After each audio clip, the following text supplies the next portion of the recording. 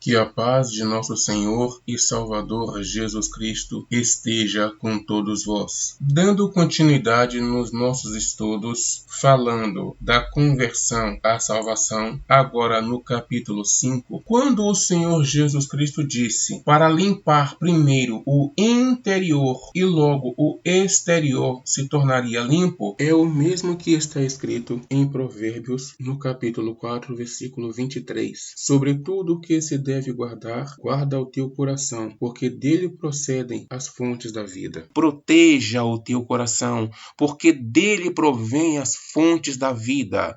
Se o teu coração estiver contaminado, se você não guardar, se você não proteger o teu coração contra toda e qualquer espécie de sentimentos ruins, teu coração estará com as fontes da vida contaminadas. E é dessa água de fonte contaminada que o teu corpo vai beber, que o teu espiritual vai beber, que o teu psicológico vai beber, que o teu emocional vai beber, vai adoecer e, se não curar, vai morrer. E esse coração, que é a fonte da água da vida, quando jorrar, a água que jorrar dele não será fonte de águas vivas, mas sim fonte de águas contaminadas, e contaminará a outras pessoas. O que sai da boca do homem provém do interior, e se esse interior estiver contaminado, vai contaminar ao outro. Se vivemos no Espírito, andemos também no Espírito. Observem que esse Espírito está escrito com letra maiúscula, o que significa dizer que, se vivemos no Espírito Santo, andemos também no Espírito Santo. E também em 1 Coríntios, no capítulo 15, versículos 48 e 49. Como foi o primeiro homem, o terreno, tais são também os demais homens terrenos. E como é o homem celestial, tais também os celestiais. E assim como trouxemos a imagem do que é terreno, devemos trazer também a imagem do que é celestial. Ou seja, quando nascemos de novo, tudo em nós será novo. Aquele que nasceu de Deus, até a sua imagem será conforme Deus. Deus é celeste, então aquele que nasceu de Deus também será semelhante ao celeste, porque o que nasceu do primeiro Adão é terreno. O que nasceu do segundo Adão é celeste. O segundo Adão é o Senhor Jesus Cristo. Porém, permanece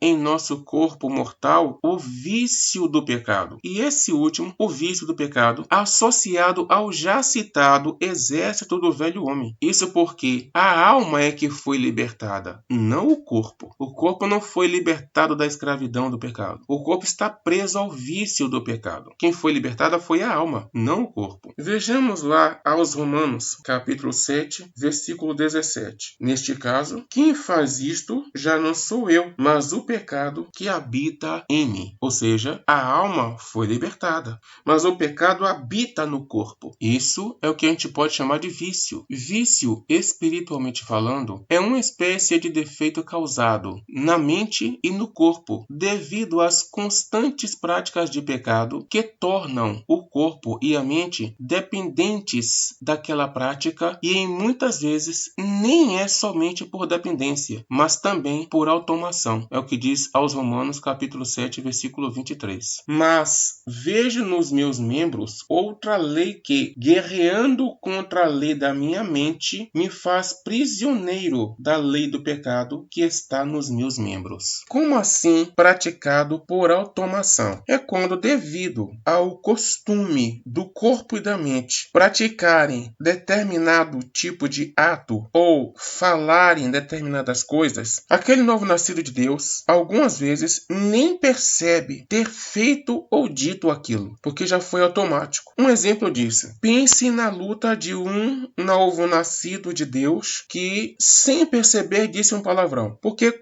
se ele beber, ele está vendo que ele está bebendo bebida alcoólica. Se ele adulterar, ele está vendo que ele está adulterando. Mas se ele xingar, nem sempre ele vai perceber, porque é por automação. Foi tão automático que ele nem percebeu. Alguém ouviu o que ele falou, mas ele mesmo nem percebeu. Foi a alma dele que pecou? Não. Foi o vício do corpo e da mente. Quando eu digo o vício da mente, me refiro à carne, à mente pecaminosa. Então, o novo nascido de Deus irá enfrentar o vício, ou seja, as fraquezas que já faziam parte de toda uma vida naqueles costumes de pensamentos, de sentimentos e de práticas. Vejamos o que diz lá em 1 Pedro capítulo 1, versículo 18. Sabendo que não foi mediante coisas corruptíveis como prata ou ouro que fostes resgatados do vosso fútil procedimento que vossos pais vos legaram. Vos deram como herança. Fútil procedimento foi o que nossos pais nos legaram. Os pais que está falando é nossos antepassados, todos os nossos antepassados, começando por Adão. Fútil procedimento. Ou seja, esse fútil procedimento viciou o nosso corpo e a nossa mente. Em outras palavras, para o nascido de Deus, a prática de pecado já não será segundo a sua vontade, mas sim segundo o vício, segundo as vontades da carne, que é a mente pecaminosa. Vejamos lá em Gálatas, capítulo 5, versículo 17. Porque a carne milita contra o espírito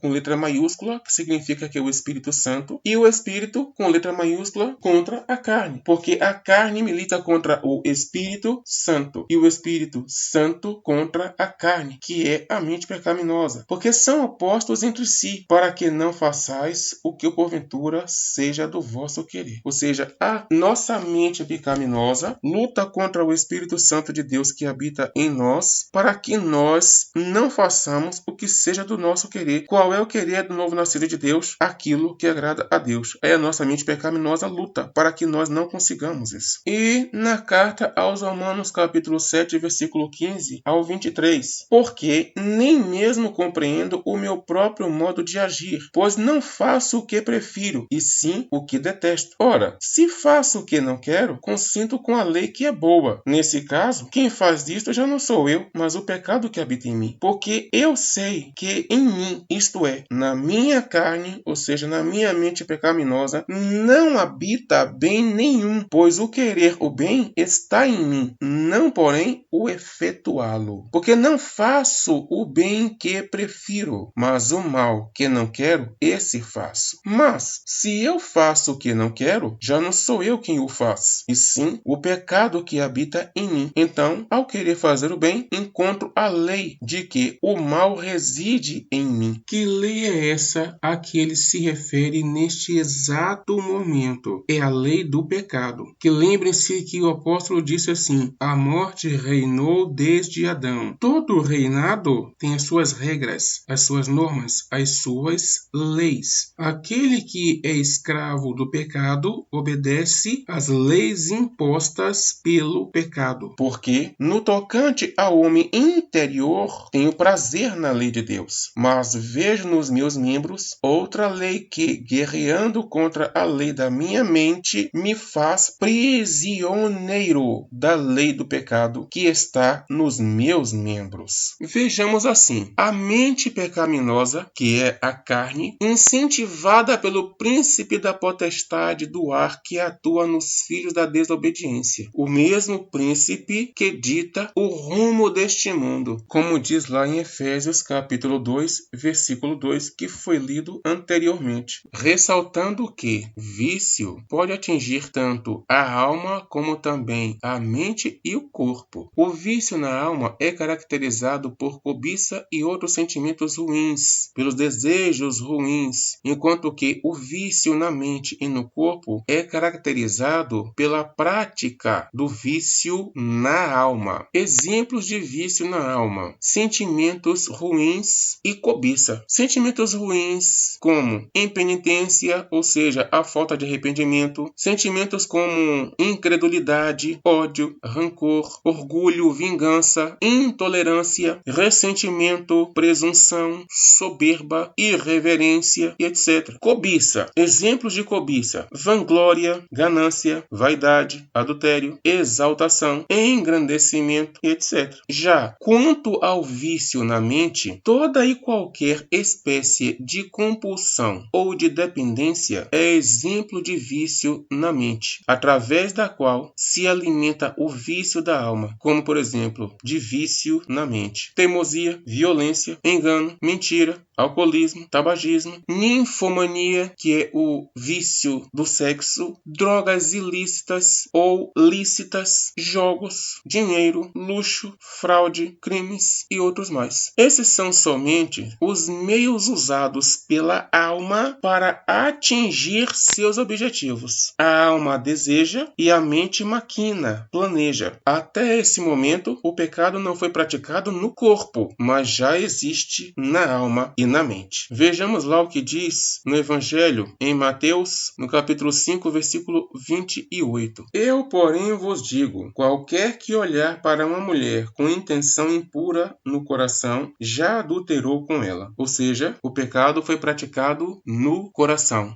Já existia o pecado na alma. Vejamos lá 1 João, capítulo 3, versículo 15. Todo aquele que odeia seu irmão é assassino. Ora, vós sabeis que todo assassino não tem a vida eterna permanente em si. Ou seja, esse assassinato não tinha sido praticado pelo corpo, mas já era assassinato. O pecado já existia. Já o vício no corpo é caracterizado pelas constantes práticas do vício que está na mente e na alma. Práticas vindas desde que se adquiriu a consciência do bem e do mal. Quando eu falo de vício na alma, me refiro ao não nascido de Deus. Me refiro ao velho homem. A partir do momento em que se pratica a má cobiça ou o mau desejo da alma, dá-se à luz o pecado no corpo, como diz Tiago no capítulo 1, versículos 14 e 15. Ao contrário, cada um é tentado pela sua própria cobiça, quando esta o atrai e o seduz. Então a cobiça, depois de haver concebido, dá à luz o pecado, e o pecado, uma vez consumado, gera a morte. Ora, a partir do momento em que a alma, por meio da pregação, ela adquiriu o conhecimento da verdade e assim foi despertada do sono e libertada das trevas da ignorância, libertada das trevas do sono. Agora ela está despertada, conhecendo a verdade, reconhecendo os próprios erros, enxergando as próprias falhas. Ela está acordada, livre da escuridão do sono, livre das trevas da ignorância. A sua consciência está despertada. Nesse momento, ela está consciente para escolher o caminho que vai seguir. Se vai continuar na prática de pecado ou se vai se converter dos seus maus caminhos. Agora ela está livre para tomar a decisão. Ela agora tomou posse do seu livre-arbítrio. Daí para frente será escolha dela. Com isso, ela tem o poder de decisão. É dado à alma um tempo para ela mudar de direção. Esse tempo é somente enquanto o espírito de vida estiver sustentando o corpo, como diz lá em Jeremias, capítulo 21, versículo 8. A este povo dirás, assim diz o Senhor, eis que ponho diante de vós o caminho da vida e o caminho da morte. E também em Deuteronômio, capítulo 30, versículo 19, os céus e a terra tomo hoje por testemunhas contra ti, que te propus a vida e a morte, a bênção e a maldição. Escolhe, pois, a vida, para que vivas, tu e a tua descendência. Mas devemos nos lembrar de que a alma é que será julgada, não o corpo, pois este já foi julgado e condenado à morte, como diz na primeira carta aos Coríntios, no capítulo 15, versículo 50. Isto afirmo, irmãos, que carne e sangue não podem herdar o reino de Deus, nem a corrupção herdar a incorrupção. Ou seja, esse corpo físico não pode herdar o reino de Deus, a vida eterna, a vida incorruptível, a vida que não tem fim, que é o mesmo que dizer que esse corpo mortal, ele tem um tempo determinado, um tempo limitado de vida. Ele não pode herdar a vida eterna, porque esse corpo é corruptível. O que é corruptível é aquilo que tem um limitado tempo de existência. Assim sendo, o pecado na alma já é demais. É o bastante para ser julgada, como diz em Ezequiel, no capítulo capítulo 18, no versículo 20. A alma que pecar, essa morrerá. Todos esses textos nos falam sobre o pecado praticado pela alma, que ainda não foi posto em prática pelo corpo, mas já existia na alma e foi o suficiente para a morte da alma. Por isso é que o arrependimento é contado somente enquanto há vida no corpo, pois só assim a alma pode mudar sua direção. Do contrário, não há como fazê-lo. Ou seja, sem o corpo, a alma não tem como corrigir na prática os erros cometidos no corpo. Porque o pecado é gerado pela alma e dado à luz através do ato praticado por intermédio do corpo. E do mesmo modo é com a adoração a Deus. Ela é gerada na alma do nascido de Deus e é dada à luz pelo ato praticado através do corpo. Lembrem-se que o corpo e a mente são comandados pela alma. Adorar em espírito é quando a minha alma quer fazer isso e a minha mente maquina, estuda em como fazer isso. E em verdade é quando a minha alma usa o meu corpo para praticar isto. A minha alma pode querer, mas se eu não o faço, logo fica somente na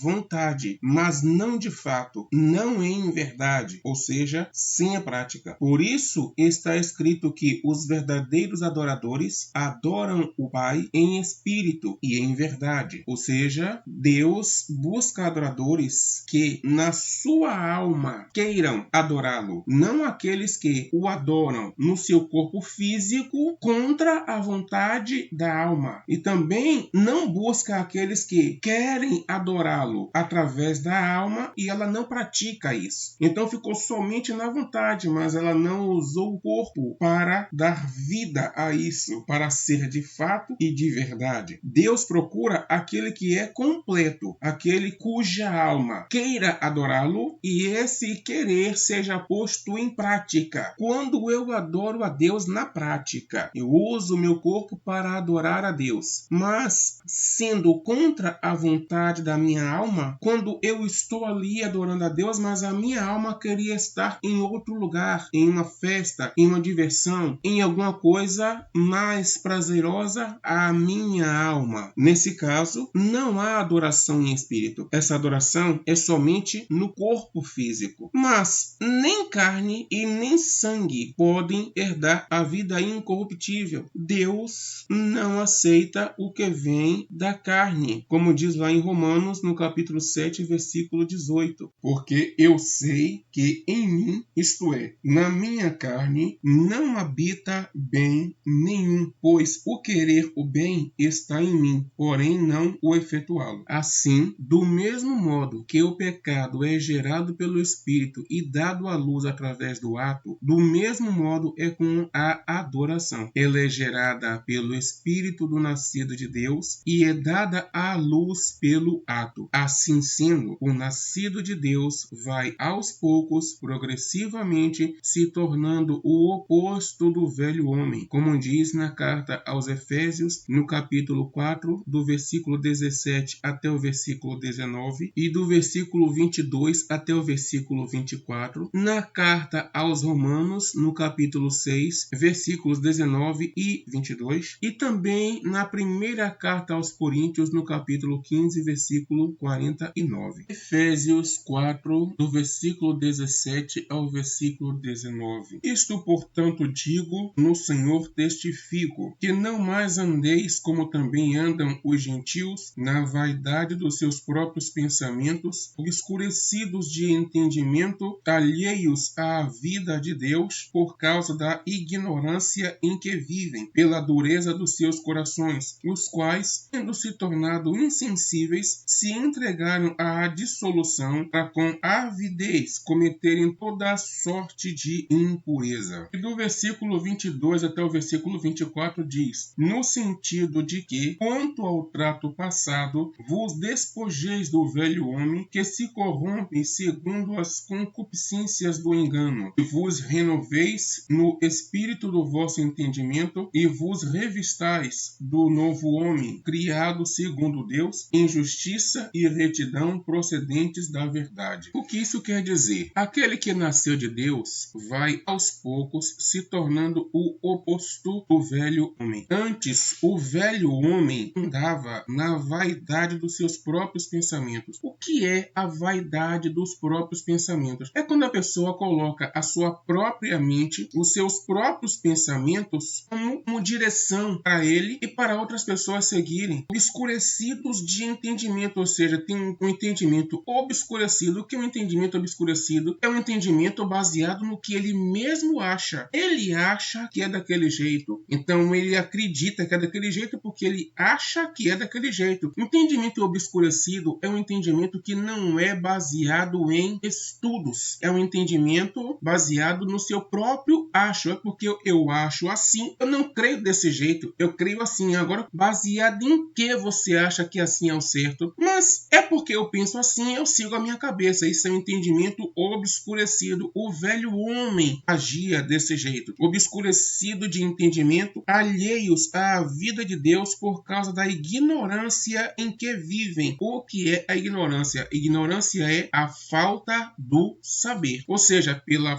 falta do saber, ele tinha o entendimento obscurecido. O novo nascido de Deus, ele vai ser o oposto. O que é isso que ele está dizendo aqui? O velho homem tem um entendimento obscurecido por causa da ignorância em que vivem. E por que vive nessa ignorância? Por causa da dureza dos seus corações. Como assim dureza do coração? É como eu acabei de dizer. Quando a pessoa diz que ela age assim, porque ela pensa assim, ela acredita assim, vai seguir assim, ela é dura de coração. E ela, pela dureza do seu coração, preferiu negar o conhecimento da base bíblica para dizer sim ao seu próprio eu, ao seu próprio raciocínio, à sua própria carne, à sua própria mente de entendimento obscurecido. Vou repetir, entendimento sem base de conhecimentos bíblicos. Quando no início do versículo 17 ele diz: isso, portanto, digo, no Senhor testifico. Quando ele diz no Senhor testifico, isso quer dizer, no Senhor eu dou testemunho do que eu estou lhes dizendo. Quando Paulo diz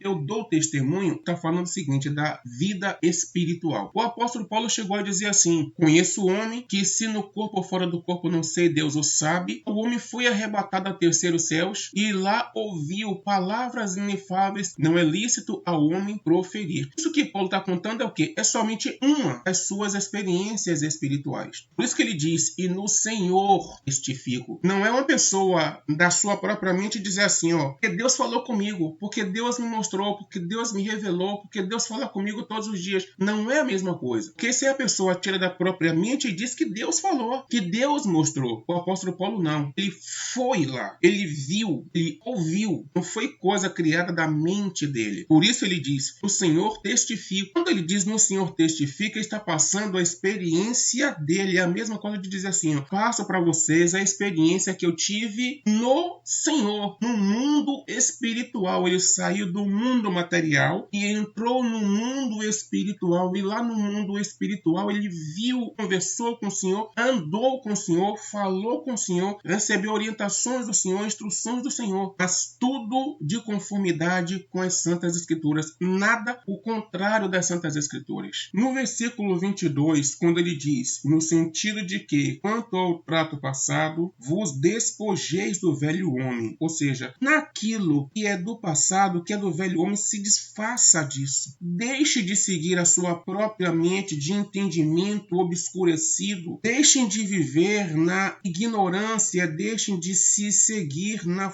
falta de conhecimento. Quando se diz pela ignorância em que vivem, quando a pessoa usa a sua própria mente como seu guia. E aquele que é nascido de Deus não pode fazer da sua mente o seu guia. Está escrito, lâmpada para os meus pés é a tua palavra, ó Senhor. Então a gente tem que fazer da palavra de Deus a lâmpada para os nossos pés e não a nossa mente. Quando a gente decide seguir a nossa mente, porque eu penso assim, eu não aceito isso aí, eu penso assim, ou seja, a sua própria mente está sendo a lâmpada para os seus pés. Aquele que é nascido de Deus tem que se despojar do velho homem, que se corrompe segundo as concupiscências do engano. E quem é que está enganando ele? É o maligno? Não. É o seu próprio eu, que ele não quis abandonar o seu próprio eu para abraçar a experiência espiritual, para abraçar aprendizado bíblico. o aprendizado da palavra de Deus, porque ele peneira. A isso aqui eu obedeço, a isso aqui eu não obedeço. Isso aqui eu sigo, a isso aqui eu não sigo. Então, ele usa a sua própria mente como o seu guia. Ele está enganando a si mesmo, não é o maligno que está enganando ele. Eu sempre digo para as pessoas que o nosso maior inimigo é a nossa própria carne. A nossa própria carne faz a gente enxergar vantagem naquilo que na verdade é desvantagem. A nossa própria carne faz a gente enxergar lucro naquilo que na verdade é prejuízo. Uma pessoa que segue o seu próprio raciocínio, sua própria mente, ela é enganada por si mesma. São as concupiscências do engano. O novo homem, o novo nascido de Deus, no versículo 23 ele diz: e vos renoveis no espírito do vosso entendimento, ou seja, renovar o entendimento. Quando uma pessoa diz assim: a isso aqui eu obedeço, a isso aqui eu não obedeço, com isso aqui eu concordo, com isso aqui eu não concordo, o entendimento dele nunca vai evoluir. É muito comum se dizer no meio cristão que a Bíblia se renova a cada dia. Mas a Bíblia se renova a cada dia para aqueles que estão dispostos a negar o seu próprio raciocínio, a sua própria mente. Para esses que não estão dispostos a negar a sua própria mente, o seu próprio raciocínio, a sua própria maneira de pensar, a primeira interpretação que ele teve de determinado texto é essa interpretação que ele vai levar até o fim da vida. Nunca vai se renovar para ele. Então aquele entendimento nunca vai ser renovado. Então ele nunca vai provar disso, essa renovação do espírito do vosso entendimento. Ele nunca vai provar disso, porque para ele a Bíblia nunca vai ser nova. Porque se ele não concorda com determinada coisa que está escrito hoje, ele nunca vai dar margem para uma evolução no entendimento. E no versículo 24 diz: e vos revistais do novo homem, criado segundo Deus, em justiça e retidão procedentes da verdade. Quem conhece a verdade se não estudar para aprender?